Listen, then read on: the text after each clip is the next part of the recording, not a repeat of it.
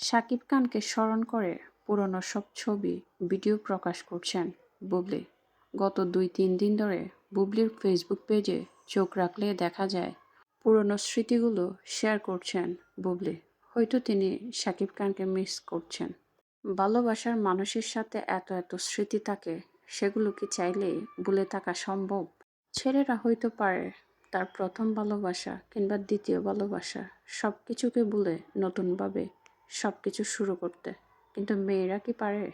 অপু বিশ্বাসের ক্ষেত্রে আমরা দেখি উনি এখনও শাকিব খানের স্মৃতি চারণ করেন বিভিন্ন শোতে গিয়ে, এমনকি শাকিব খানের সাথে কোথায় কী করেছেন, কখন কী করেছেন সেগুলোও তিনি শেয়ার করেন।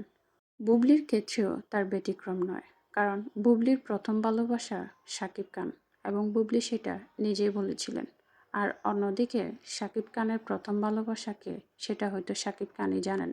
মাঝে মাঝে অপু বিশ্বাস বুবলির কথা ভাবলে এতটাই খারাপ লাগে, মনে হয় একটা মানুষকে ভালোবেসে তারা দুজনেই আজ চর্চিত, কিন্তু যে মানুষটাকে ভালোবেসে তারা আজ সমাজের কাছে সমালোচিত। কিন্তু এই সমালোচনার পেছনে একজন মানুষই আছেন, সেটা হচ্ছে শাকিব খান। কিন্তু আমরা দিন শেষে মেয়েরা মেয়েদেরকেই দায়ী করি। আমার মাথায় আসে না যারা বুবলিকে দোষারোপ করে তারা কি একটা বিষয় চিন্তা করে না, শাকিব খান তার জীবনে কাউকে এন্ট্রি না দিলে বুবলি কেন?